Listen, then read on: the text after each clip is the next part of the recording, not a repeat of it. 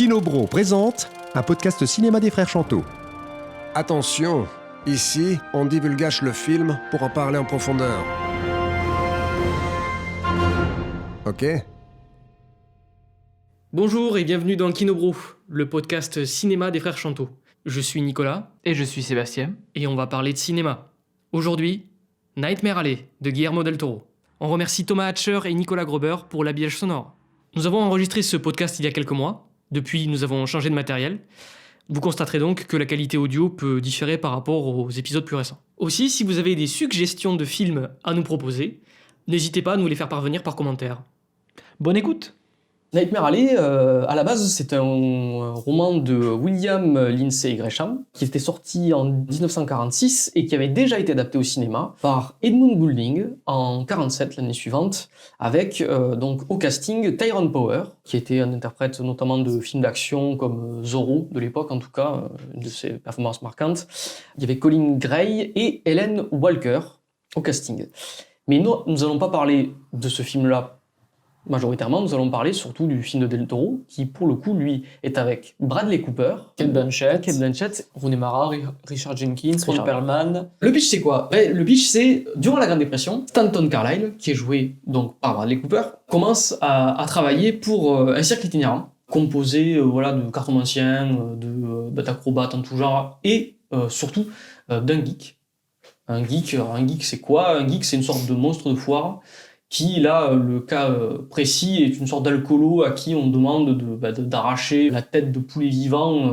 C'est quelqu'un qui a été rendu toxicomane à un degré très élevé et qui, du coup, dans cette condition de miséreuse, est récupéré par les forains qui le nourrissent et qui lui donnent de l'alcool. De l'alcool pour qu'il continue à faire son numéro. Donc, ce personnage-là, il travaille pour ce cirque. Mais il n'a pas envie de rester donc un peu saltimbanque, quoi. Il a envie de monter dans l'échelle sociale. Et il se met en gros à développer une sorte d'arnaque en jouant les mentalistes auprès donc de badauds d'abord, puis de clients beaucoup plus aisés. Ce qui va culminer en fait même à un moment à ce qu'il commence à faire croire qu'il est capable de communiquer avec l'au-delà, ce qui est un mensonge et qui va provoquer donc sa chute et va le faire revenir en fait à un état de misère tel qu'il sera obligé de devenir le geek d'un autre cirque. Cette fin est très pessimiste par rapport à la fin du film original, quoi. La fin du film original, il y avait effectivement une fin de happy end, quoi, avec la petite amie qu'il avait, je sais pas s'il a épousé, Molly en tout cas. Il a épousé, ouais. Il a épousé Molly, qui venait le sauver à la fin, voilà. Donc il y a pas de rédemption. Là, on est vraiment sur le châtiment. Dans le film de Del Toro, ouais. Donc du coup, on va rester surtout sur le film de Del Toro. Toi, Seb, qu'est-ce que toi qui es un peu plus spécialiste que moi non mais voilà, tu as un peu plus d'appétence pour le cinéma de Del Toro que moi, tu le connais un peu mieux que moi. Qu'est-ce que t'en as pensé de ce film ? Qu'est-ce que tu as à dire dessus ? Alors, c'est un film qui tranche de toute façon déjà de base par rapport à la filmographie Del Toro, car c'est pas un film fantastique. C'est un film, du coup, tu as dit, qui est plus dans le registre du film noir. Le film noir, c'était un genre florissant dans les années 50, et c'est vrai que le remake, du coup, là, c'est un remake d'un film qui a été fait pareil, du coup, qui était dans les années 50, donc 47 même. 47, oui. Voilà. Il en reprend quelques tropes, notamment celui de la femme fatale, incarné pour le coup par Kate Blanchett, là, qui joue une psychanalyste un petit peu dangereuse, et donc en général, le schéma narratif, c'est un personnage qui lutte contre un fatum qu'il ne pourra pas éviter. Il est poussé au crime par diverses circonstances et il finira détruit. Et ça sera sa condition, on va dire, dans les films noirs les plus pessimistes en tout cas. Bon. On voit qu'il y a une radicalité quand même dans le récit de Del Toro. Je dirais aussi, par rapport au film original, qu'il y a une différence que je trouve majeure, c'est la backstory en fait du personnage lui ont donné un fantôme, donc on appelle ça un terme scénaristique, un ghost du coup, un fantôme, un spectre, ce qui va en fait correspondre à son trauma, quoi, qui va le motiver pour accomplir les actions qui vont se passer dans le film. Et là pour le coup, ça commence, c'est dans la séquence inaugurale, on n'arrive pas nous spectateurs à lire encore cette séquence, c'est celui d'un parricide. On va le découvrir au fur et à mesure que les visions vont assaillir le personnage au cours de rêves ou de séances psychanalytiques. Du coup, moi, dès le début, en fait, je me suis dit, ok, donc il y a ce crime. Et pour le distinguer aussi par rapport au film de 47, on parlait de Rise and Fall, d'élévation et de succès, d'élévation et de chute, pardon, pour le personnage. Et bien là, pour le coup, le film Del Toro, il y a une ellipse en fait après le moment où il quitte le carnaval. Et du coup, il y a même plus l'élévation, quoi. En fait, c'est comme si c'était refusé même au personnage. Il est toujours dans une lutte. On n'a pas la sensation qu'il soit arrivé dans la vie, quoi, qu'il ait un gros succès. Je crois que la première séquence même, c'est assez notable, c'est qu'il dit à son assistante Molly, ah, tu t'es encore trompé dans le show et tout. C'est-à-dire la première séquence après qu'il est... la première séquence en ville. En ville, à partir du moment où il a quitté le milieu du cirque, voilà. on le retrouve beaucoup plus installé. Parce que si le film a une forme circulaire, en fait, on pourrait dire qu'il a deux faces, deux demi-cercles. Un demi-cercle qui serait tourné du coup vers la vie foraine, toute la première partie, le moment où le personnage va se constituer, où il va récupérer les trucs pour devenir un mentaliste en ville, et la seconde partie, donc du coup urbaine, où il va s'enfoncer au fur et à mesure dans le crime. Tu parlais de forme circulaire, pourquoi tu dis ça? Donc je parlais de forme circulaire parce que il y a l'idée à la fin du film que le personnage devienne lui-même le geek. Tu as explicité du coup au début que c'était un geek, voilà. À la fin, donc le châtiment du personnage, après le parricide qu'il a commis, c'est de devenir effectivement à son tour le geek. Il y a une espèce de résignation presque heureuse, quoi. La dernière réplique, c'est I was born for it. Je suis né pour ça, pour être ce geek. Moi, c'est vrai que tu vois ça, c'est quelque chose qui m'a vraiment plus touché dans le film, quoi. Cette espèce de côté acceptation, en fait. Il y a presque une critique de l'artiste qui veut se... Parce que bon, voilà, le film, je pense, a une dimension presque portrait, autoportrait d'artiste. Del Toro, ouais. Et d'un artiste qui veut, qui ne fait pas partie de ces espèces de Saint-Elmanque d'artisans là qui font leurs trucs, leurs petits numéros pour épater le chaland, et qui va un peu tutoyer un peu le sommet en allant au-delà de la matière, tu vois, au-delà de ce truc un peu prosaïque, mais au final se retrouver à se dire non, j'étais né pour être ce type de geek, quoi. Donc cette espèce de pauvre type complètement addict qui est entretenu par son employeur pour survivre et qui va devoir se compromettre et perdre de la dignité en fait. Voilà. Et effectivement, toi tu lis ça comme une espèce d'autoportrait de Del Toro, ce qui est pertinent, je pense, parce que donc c'est un film qu'il a réalisé juste après The Shape of Water, La forme de l'eau, qui était un peu une espèce de sommet pour sa carrière, parce que c'est un film avec lequel il a gagné le Lion d'Or, je crois bien, et les Oscars dans la foulée.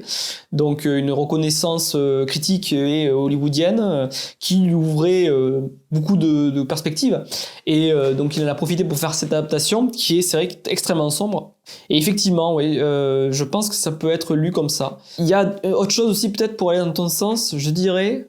Il y a une interrogation en fait qui tient le film, c'est la valeur de la fiction un petit peu, je pense. On voit en fait que il y a des fictions du coup qui sont dangereuses en fait, qui vont provoquer des morts et des drames en fait. C'est les deux derniers coups réalisés par Stanton Carlyle. Donc le premier où il prétend avoir eu une connexion avec un enfant mort sur le front face à deux parents, et au final ça va entraîner le double meurtre, suicide et meurtre en fait d'une des deux là, qui veut rejoindre plus vite l'au-delà, car le mentaliste aurait dit oui, tu seras mieux, on sera mieux là-bas, on va tous être réunis avec notre fils. Et du coup elle a voulu accélérer la chose, et du coup double meurtre, quoi. Enfin, suicide et meurtre. Puis après, le personnage interprété par Richard Jenkins, Ezra, je sais plus comment il s'appelle, Ezra quelque chose. Ezra, je sais plus non plus. Voilà, qui lui, un personnage vraiment trouble, qui aurait plus ou moins indirectement causé la disparition de sa fille, qui en tire beaucoup de culpabilité. Sa fille ou sa femme? Bon, à vérifier. À vérifier. C'est vrai que moi, sur le coup, j'étais sur sa fille, mais peut-être que... Bon, ça change pas pour ça change pas grand-chose forcément sur ma lecture. La réception. Bon, en tout cas, c'est aussi un fantôme pour ce personnage de Richard Jenkins, oui. qu'il a du mal à dépasser, quoi. Et du coup, moi, je me suis dit, oui, il y a un truc, en fait, sur la fiction qui cause du mal, en fait, qui provoque des problèmes. Et on voit, en fait, il y a une espèce d'interrogation sur jusqu'où peut-on pousser la fiction et à quel moment ça devient dangereux, en fait. Voilà. Je pense que c'est ça un peu le nœud thématique un peu du film. Je sais pas ce que t'en penses. Si, ouais. Je trouve que ce que tu dis est très pertinent. Et ce que je veux dire, bon, c'est peut-être plus anecdotique, mais c'est vrai que moi, il y a un truc que je me suis dit, au final, en repensant à tout le film. C'est vrai que l'original était un peu, voilà, plus pépéroute, quoi, en termes de mise en scène. Et là, quand je vois tous les éléments en fait dont on parle, le côté thriller, le côté manipulation, le côté fiction, l'emprise de l'importance de la psychanalyse dans le récit, je me suis dit ah ouais, c'est presque un film que Alfred Hitchcock, s'il l'avait réalisé, il aurait pu en faire quelque chose. Il y a des ponts qu'on pourrait faire, tu vois, avec par exemple La Maison du Dr Edwards, qui est quand même un film sur la psychanalyse. Et je me dis, ça aurait peut-être pu être intéressant. Et pourtant, le film, j'ai pas la sensation qu'il ait fait un film Hitchcockien. Il a fait un film hollywoodien, assez classique, beaucoup moins travaillé par des fulgurances de gore ou de monstrueuses. Il y a quelques fulgurances gore. Il y a quelques, mais c'est pas aussi monstrueux qu'on pourrait avoir, je sais pas, tu vois, sur ce qu'on aurait pu avoir sur Un labyrinthe de Pan ou d'autres films. C'est vrai, mais c'est vrai que peut-être c'est plus sage, encore que donc Cooper, Stanton Carlyle éclate le nez de. Oui, tout à fait. Défonce le nez de le visage Jenkins. Complet de Richard Jenkins. Donc il est pas. C'est Desra, le personnage d'Ezra. Mais c'est pas en tout cas un film gore, quoi. Mais c'est vrai que voilà, moi je me suis dit en regardant le film, Hitchcock aurait pu s'emparer de ce type de film, quoi, de scénario, je veux dire. Oui, alors c'est intéressant, ouais, par rapport à est-ce que c'est un film Hitchcockien, mais effectivement, je vois pas un film Hitchcockien là-dedans, ouais. Mais je pense que globalement, parce que Hitchcock, en fait, il est plus intéressé par le faux coupable.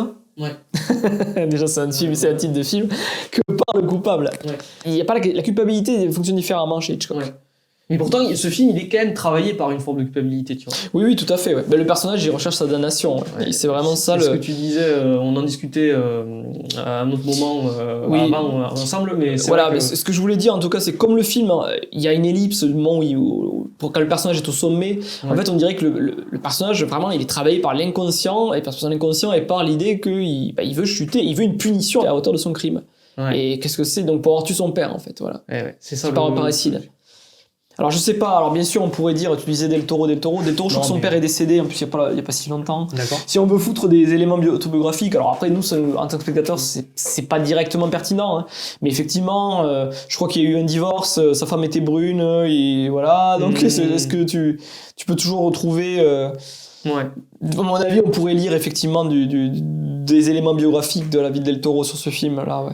Qui est très sombre même par rapport même à la moyenne de ce qu'il fait Del Toro. Donc parce qu'il y avait toujours même dans le labyrinthe de Pan, qui est un film où le personnage, attention spoiler, de Ophelia qui cherche une échappatoire au fascisme et à la réalité de l'univers dans lequel elle est. Mais là, tu vois, alors c'est intéressant parce que dans le labyrinthe de Pan, la fiction sauve le personnage d'Ophélia, qui se fait tuer par le personnage joué par qui c'est le gars qui joue le fasciste espagnol, Sergi Lopez, merci. Elle se fait tuer à la fin, elle tente de s'échapper, elle est sous l'emprise de ce père, deuxième père, qui est assez dur, quoi, mais elle finit par trouver une porte échappatoire dans la fiction et dans la mort. Là, c'est vrai que le film, je trouve, il est assez dur en fait, et même il n'y a pas de possibilité de sortie hormis une forme d'acceptation il n'y a pas de transcendance, c'est vrai qu'il n'y a absolument pas de transcendance, c'est assez surprenant en fait, et comme je te dis, il y a l'interrogation de la fiction, à quel point la fiction peut être en fait là dans le film la fiction elle sert globalement un peu à apaiser avec l'histoire de Zina, avec la première occurrence là, donc Zina interprétée par Toni Collette, qui fait une espèce de démonstration au tout début dans le film avec les forains là, à une femme qui a perdu son fils, je crois, en tout cas qui a perdu quelqu'un, et du coup mais alors c'est vrai que je dis la fiction, bon, la fiction quand même, une des grosses différences c'est qu'on sait en tant que spectateur que c'est faux.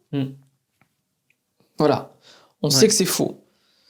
Donc là pour le coup quand tu commences à croire en la fiction, là c'est très très dangereux. Et c'est ce que le film il sous-tend un tout petit peu avec le fait de se croire avoir des pouvoirs et de faire croire aux autres dans une forme d'après-vie, quoi. Oui. Mais c'est vrai que c'est son film, je pense aussi. Tu disais qu'il n'était pas gore. C'est un film assez violent, du coup, parce que il y a toujours eu je pense, quand même, un rapport au corps assez fort chez Del Toro, parce que, par exemple, bon, je pense même tu citais le Labyrinthe de Pan, il y a une séquence un peu de mutilation faciale là avec le couteau pour le Sergio Lopez, qui est marquante. Là, il y a quand même le geek qui est bien frappé, qui est plus ou moins torturé. En plus, on est torturé par sa toxicomanie, quoi. Il y a donc, moi, je trouve que les éclairs gore sont quand même toujours là, ils sont toujours bien marquants. T'as le poulet qui se fait arracher à pleine dents, qui se fait arracher la tête, effectivement.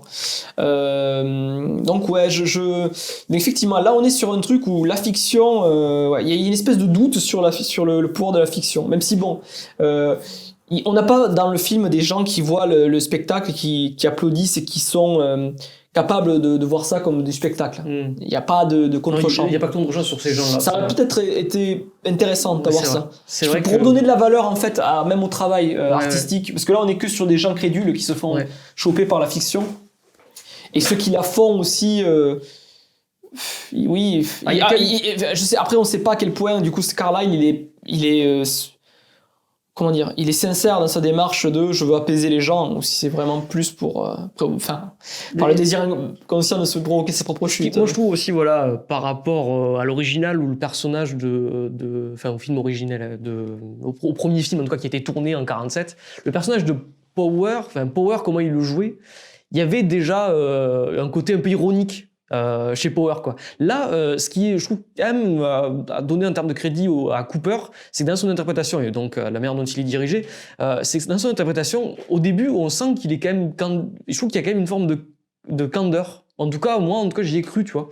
Et c'est après, plus tard, où tu commences à avoir des doutes, tu te dis, est-ce qu'il était candide, ou est-ce qu'il a toujours manipulé même le public? Tu as raison. Dans sa manière de... Mais il est difficilement lisible, en fait, ce personnage. Il est opaque pour lui-même. En fait, je crois que c'est ça le film. Pourquoi il peut être bouleversant dans l'absolu, c'est que à la fin, le personnage, il est plus opaque pour lui-même. Il y a une espèce de truc où il dit oui, je suis né pour ça. Exactement. Voilà. Il se voit tel qu'il est, en fait. C'est ça. Enfin.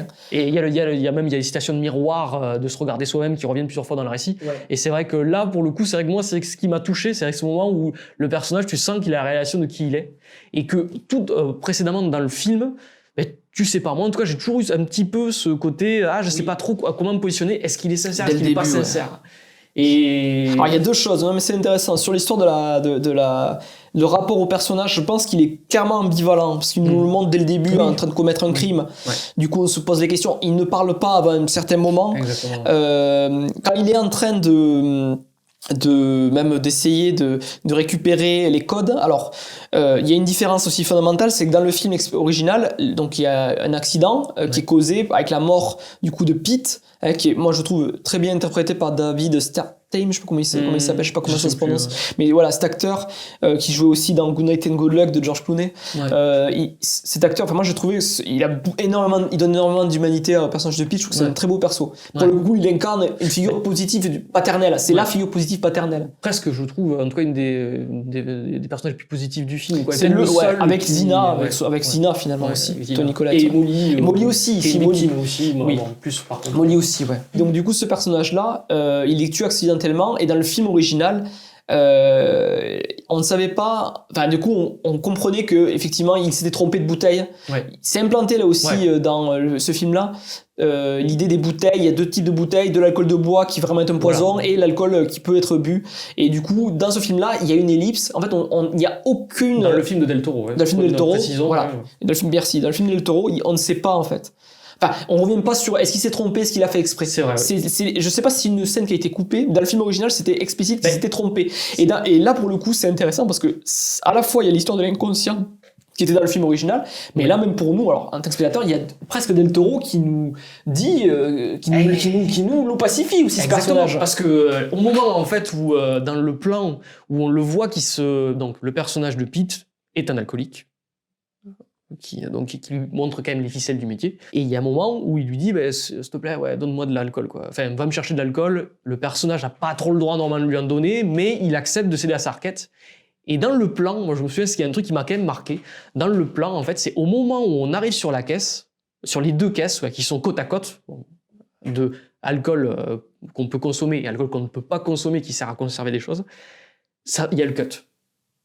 Et on n'a jamais en fait ce moment où on verrait sa main qui prend par inadvertance. Je pense que c'est vraiment un dessert. Ouais. Et ça, je trouve. Ouais, et du coup, je pense que je sais pas trop ce qu'il voulait faire. Peut-être qu'ils sont dans un truc où ils nous le. Ouais. Après, je pense que si ça va dans l'idée d'en faire un monstre en fait, ce personnage. Ça va dans l'idée de se dire voilà, ce personnage, vous pouvez pas trop vous identifier à lui. On vous donne pas tous les clés pour vous identifier. Regardez-le un peu de loin, regardez-le comme vous regardez un monstre de foire un petit peu. Et c'est avec l'idée aussi, la campagne promo du film était avec, voilà, is it a man or is it a beast? Le discours que disait William Dafoe, il le mettait sur le visage de Bradley Cooper. Sur le visage de Bradley Cooper. Ouais. Voilà. Et aussi, voilà, mais il y a quand même aussi cette question qui revient plusieurs fois dans le film, de chacun veut être dévoilé en fait. Et presque on a l'impression que le film c'est un processus de dévoilement sur ce personnage de Bradley Cooper en fait. Enfin, cette figure de l'artiste. De l'artiste ou arnaqueur quoi. Ouais, et mais du coup je trouve ça très pertinent par rapport même à Del Toro, parce que oui, qu'est-ce qu'un artiste si ce n'est peut-être quand il y avait quoi, une phrase de Montaigne ou je sais plus qui disait, je crois que c'était Montaigne qui disait un peintre se peint même s'il peint un arbre en fait. Voilà, il y a l'idée peut-être pour un réalisateur ou une réalisatrice quand il fait un film de faire son autoportrait aussi quoi. Et effectivement peut-être qu'il y a eu la catharsis, en tout cas, dans l'acte artistique, il est peut-être pour l'auteur aussi d'être vu tel qu'il est, quoi, d'arriver à être, déjà de se voir lui-même comme il est, et déjà d'être peut-être aussi de laisser avoir ce qu'il est, quoi. Il y a ce mouvement-là, quoi.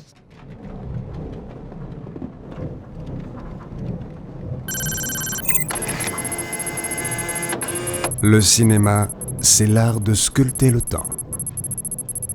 Andrei Tarkovsky. Moi, je voudrais quand même revenir sur un truc qu'on a discuté un peu avant l'enregistrement de l'émission. On disait, voilà, c'est vrai que le premier, l'original, c'est-à-dire le film de 47, c'était un film hollywoodien. Et là, tu m'as arrêté, tu m'as dit, mais celui-là aussi, il est hollywoodien, malgré tout. Et j'aimerais que peut-être qu'à la limite, tu t'explicites un peu ce que tu voulais dire par là. Oui. Alors, effectivement,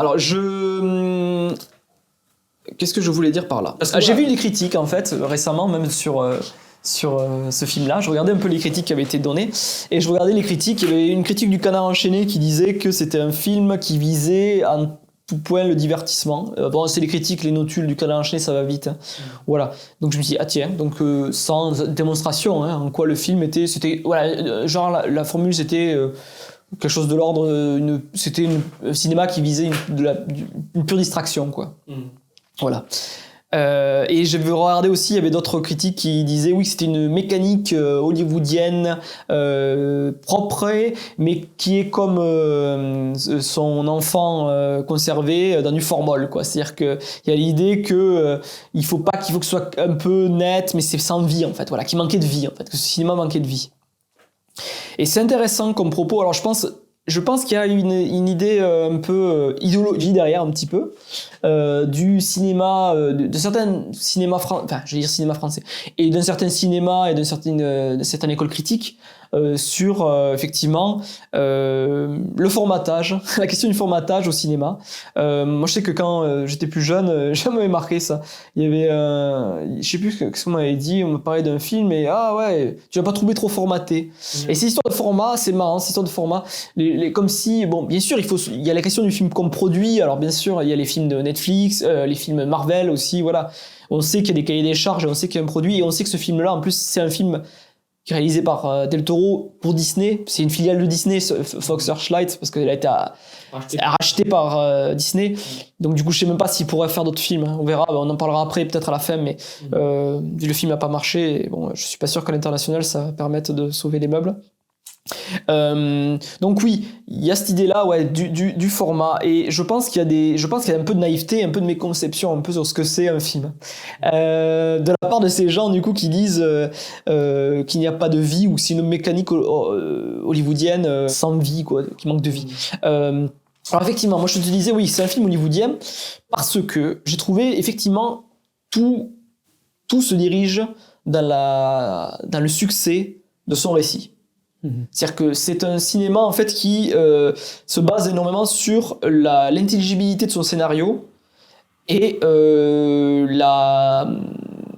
la mise en scène de celui-ci. Alors vous allez me dire comme tous les cinémas.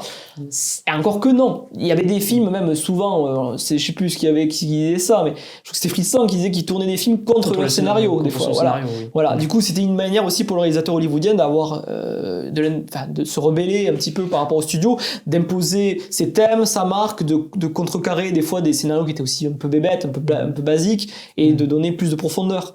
Et cette question de tourner contre le scénario, je pense qu'elle est pertinente quand même. Ce film-là, c'est vrai il vise quand même, donc il est coécrit par Del Toro avec Kim Morgan, et il vise l'efficacité de son scénario, et c'est vrai que dans sa mise en scène, il n'y a pas de résistance, il y a une certaine fluidité en fait. Il y a énormément de fluidité, et le cinéma hollywoodien, même dans le montage de ses séquences, il vise la fluidité. Le montage ne doit pas être vu. Le montage est quelque chose qui est censé... s'il pouvait pas ne pas y avoir de montage, presque, voilà quoi. Ça doit, l'individualité du film, on doit voir le film comme il y a une vie propre quoi. On n'est pas dans on montre pas l'artifice en fait. Et du coup c'est vrai que son film dans sa mise en scène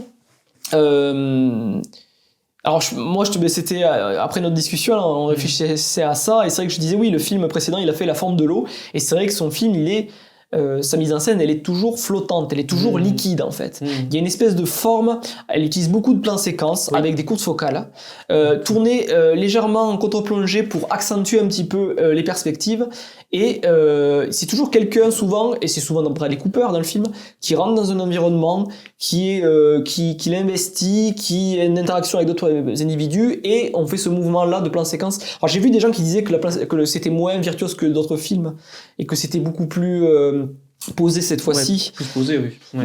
Mais il n'empêche que, à vérifier, mais je suis quasiment certain qu'il n'y a aucun plan fixe dans le film. Tu penses, ouais.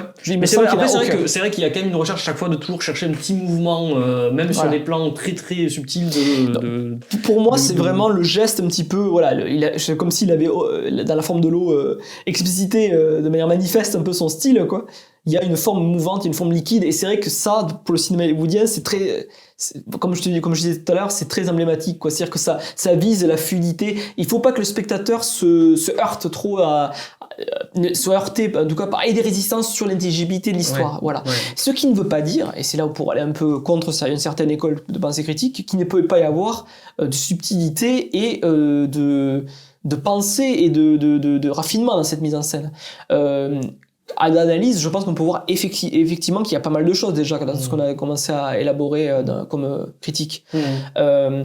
Juste, effectivement, ça va privilégier un certain rapport au spectateur qui est, je te raconte une histoire, voilà, c'est un conteur Del Toro, les archétypes aussi qu'il convoque, c'est les archétypes du conte, et voilà, je pense que c'est un peu ça, son geste global, en fait. Moi, c'est vrai que j'ai les petits bémols que j'avais, mais il faudrait que je revoie le film en fait. C'est que j'avais la sensation que c'était qu'il manquait peut-être de relief. J'aurais peut-être aimé avoir des séquences de pur cinéma. Quand on dit pur cinéma, ça veut dire quoi ? Ça veut dire qu'on parfois on s'émancipe un peu de la question narrative. C'est-à-dire qu'il y a une sensation plastique ou une sensation formelle qui fait que il y a une idée peut être incarnée par le film et on n'est pas forcément de suite dans une question dramaturgique. Voilà, c'est dans ce sens-là que je le disais. Je sais pas si je suis compréhensible. Et après, tu vois, je reviens à ce que j'ai dit tout à l'heure sur le fait que toute personne a envie qu'elle soit ouverte.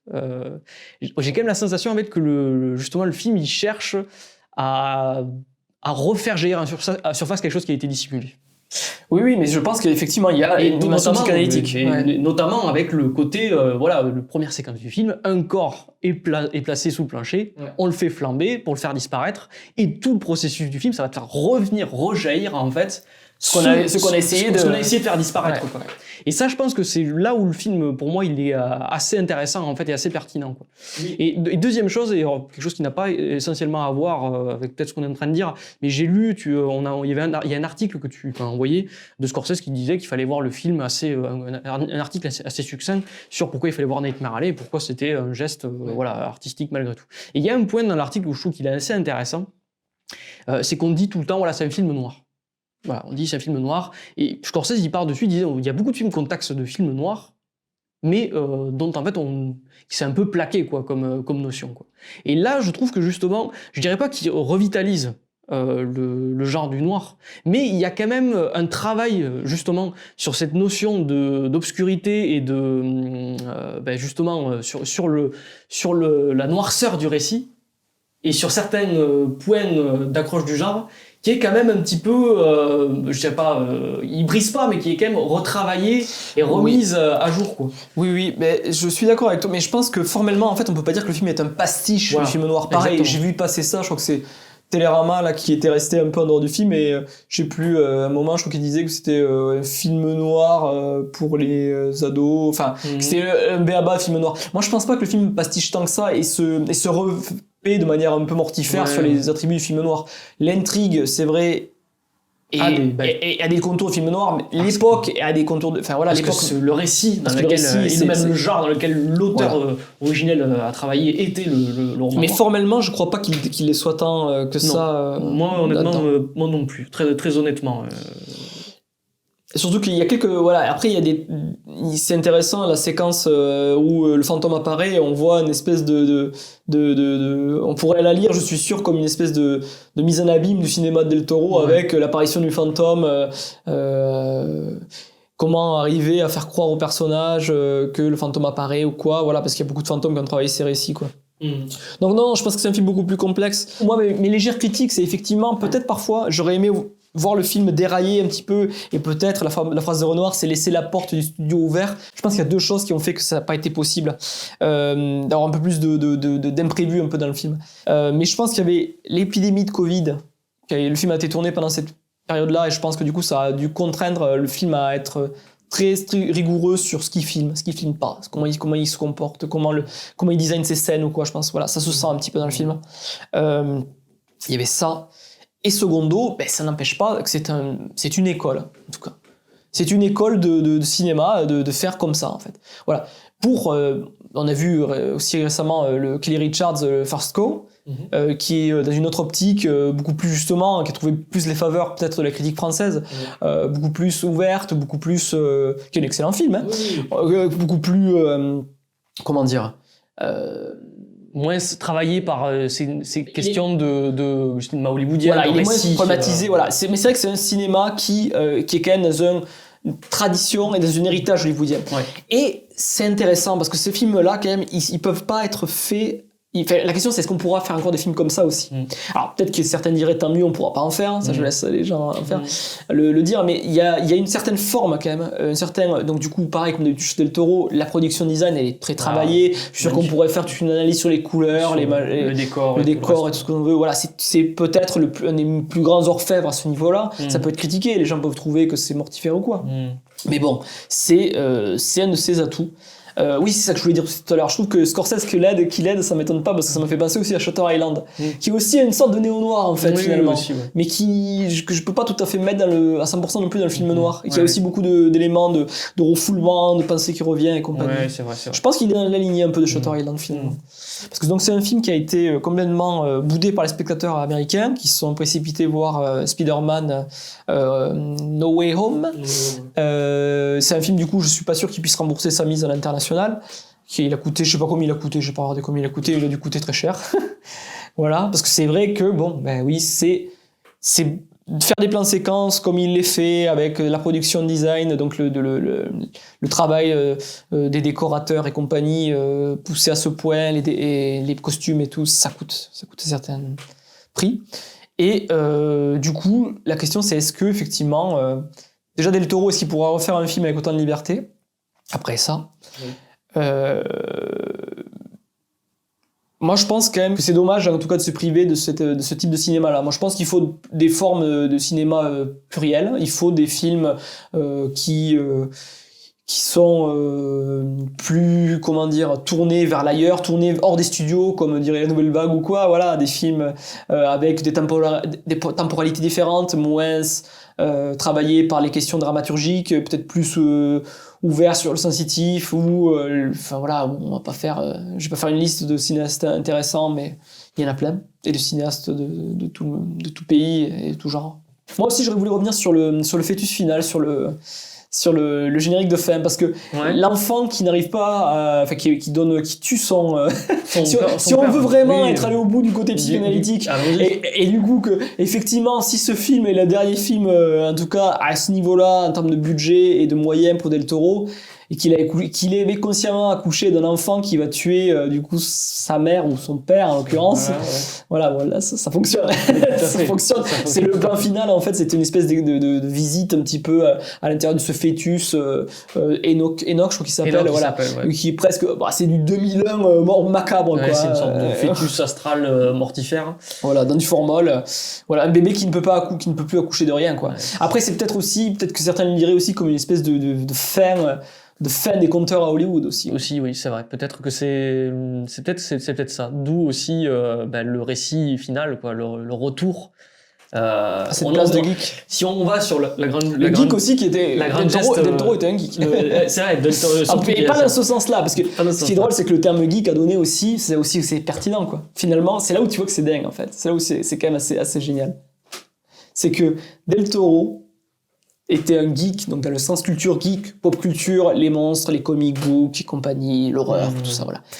Et à la fin, dans son personnage qui réalise, je vais devenir le geek. Voilà. Ouais. Et c'est vrai qu'il y a eu toute une période aussi où les geeks, donc les nerds, les personnes fans de super-héros ou quoi, ont pris le pouvoir à Hollywood, ont pu faire leur film. Hein. Et cette période-là, de toute façon, elle se termine peut-être aussi. C'est terminé aussi. Ouais. Peut-être que c'est assez troublant. Mais il y a un peu ça aussi, comme ça. on pourrait aussi faire une lecture par rapport au cinéma global, quoi, le retour à le cinéma s'est déployé dans une forme de faste. On est parti de forain, d'un art de forain, qui s'est déployé vers une sorte de faste énorme, avec aujourd'hui les budgets dont les films Marvel et tout le reste sont un peu la forme terminale, ou avec des budgets complètement faramineux, et aussi du coup des films qui sont complètement étouffés par des enjeux financiers, quoi. Et donc, justement, le fait qu'on revienne, pour les créateurs en tout cas, à une forme plus modeste de cinéma, quoi. Une forme beaucoup plus artisanale, peut-être aussi. T'as tout à fait moins raison. grandiose, et moins fastueuse, mais aussi peut-être plus honnête, je sais pas. Peut-être. Mais en tout cas, je pense que je pense que Del Toro se pose vraiment ces questions-là, Ouais. en termes de budget et compagnie. Ouais. Et avec ce film-là, en tout cas, on sent qu'il travaille dans ces En tout cas, voilà, juste pour revenir même sur la pertinence du film, ce film d'époque, aujourd'hui, on peut lire aussi évidemment tout le storytelling autour de la conspiration, des gens qui manipulent d'autres personnes avec l'ère de la post-vérité, Trump et compagnie. Voilà, ça aussi, c'est un truc peut-être que les critiques français devraient quand même ne pas oublier. C'est que c'est pas parce que le film se passe dans une certaine époque qu'il ne parle pas de la nôtre. Oui. Voilà, quoi. Et je pense qu'il y a une lecture à se faire à ce niveau-là, quoi. Et aussi, c'est le boulot, le cinéma hollywoodien, par sa nature archétypale, par sa convocation mythologique, par son envie de conter des histoires aussi, c'était cette forme-là qui travaillait pour parler du présent. Et voilà, est-ce qu'on veut l'abandonner? Enfin, nous, c'est pas notre souhait, mais voilà, j'espère qu'on pourra encore jouer de ce type de récit. Et pour aussi, encore une fois, filer, et puis peut-être qu'on terminera derrière aussi là-dessus, c'est ce que je veux dire, c'est que globalement, oui, on parle de la Grande Dépression, Mais oui, mais on a bon, une crise on actuelle. a une crise actuelle. Et que, au final, la Grande Dépression, elle est citée, mais on n'est pas sur on ne voit pas tant que ça les rues de Boston, on n'est pas en train de nous rappeler à chaque fois 1933, Oui, tu vois, ou bien ce genre sûr. de choses. C'est un territoire mythologique. Et on voit qu'il y a la guerre aussi derrière. Il y a la guerre qui vient en arrière-plan. Donc c'est vrai que je pense que... Qui vient aux États-Unis. Qui vient aux États-Unis. Et je pense, que globalement, oui, au final, le film parle littéralement de notre époque, et aussi d'une forme le personnage de Bradley Cooper, il sert la soupe, quelque part, aux ultra-riches, qui sont aussi représentés par le personnage de Richard Jenkins, quoi. Et la question, c'est, voilà, au final, il sera détruit, il sera détruit par En essayant d'arnaquer ces gens-là. Jenkins. Il finit par être détruit aussi. Donc peut-être qu'il y a quelque chose à lire de ce point de vue-là sur le contexte actuel de la production des films aux États-Unis, quoi. Et de la place des auteurs aussi. Tout à fait. Tout à fait. Sur ces beaux mots, Nico, je pense qu'on a pense parlé de qu'on a- beaucoup de choses, peut-être trop de choses. En tout cas, on va voir quel film on fera ensuite. Et on verra sûrement notre film Del Toro cette année. Le film, c'est Pinocchio sur Netflix, un film d'animation. Très bien, le rendez-vous est pris. À bientôt. À bientôt.